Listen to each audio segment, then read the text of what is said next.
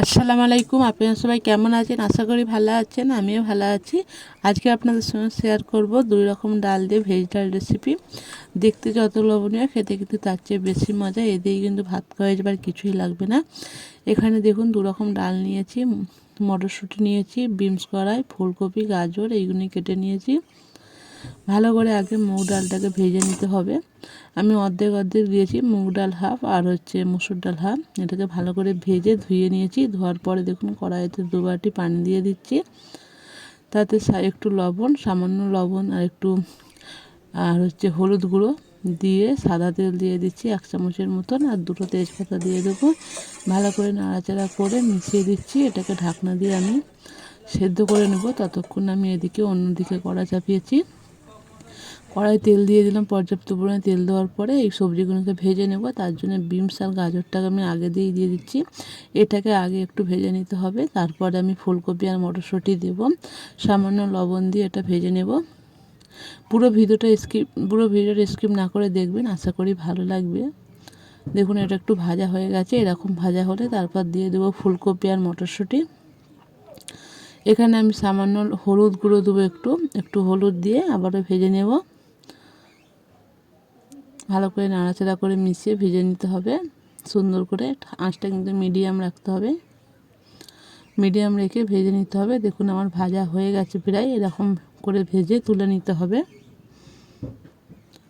এটা তুলে নিচ্ছি। আবারও এই কড়াইতে রান্না করব, তার জন্য দেখুন আবারও সরষের তেল দিয়ে দিলাম। তেলটা ভালোভাবে গরম হয়ে যাওয়ার পরে দিয়ে দিচ্ছি গোটা জিরে ফোড়ন, তারপর শুকনো লঙ্কা একটা কেটে দিয়েছি। এটাকে ভালো করে একটু ভেজে নেব। তারপর দিয়ে দিচ্ছি ছোটো সাইজের একটা পেঁয়াজ। আপনারা পেঁয়াজটা স্কিপ করতে পারেন, পেঁয়াজটা যদি ভালো না লাগে নাও দিতে পারেন।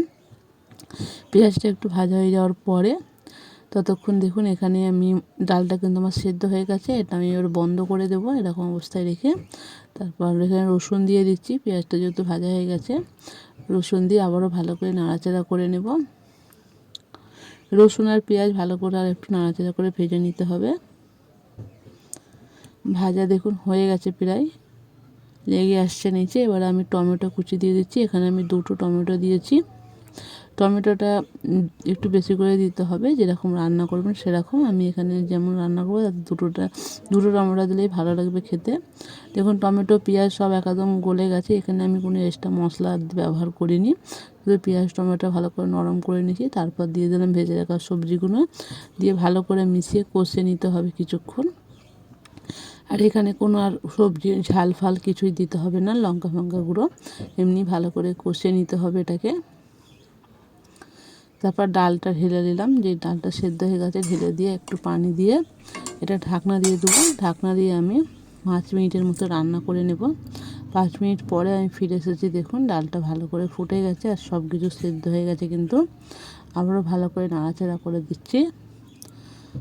এটা একটু ঘন হবে, বেশি একটু পাতলা না হয়, একটু ঘন হলেই কিন্তু বেশি খেতে ভালো লাগবে। 5 মিনিট রান্না করার পরে দেখুন অনেকটাই ঘনত্বটা কমে গেছে। তারপর কতটা ঘন হয়ে গেছে, এবার আমি দিয়ে দিচ্ছি ওপর থেকে ঘি ছড়িয়ে দিচ্ছি। ঘিটা দিয়ে নামিয়ে নিতে হবে, আর একটু ধনেপাতা দিয়ে দেবো। ভালো করে ঘিটা মিশিয়ে দিচ্ছি। এবার ধনেপাতা কুচিয়ে দিয়ে আর একটু ভাজা জিরে গুঁড়ো দিয়ে ভালো করে মিশিয়ে নিতে হবে।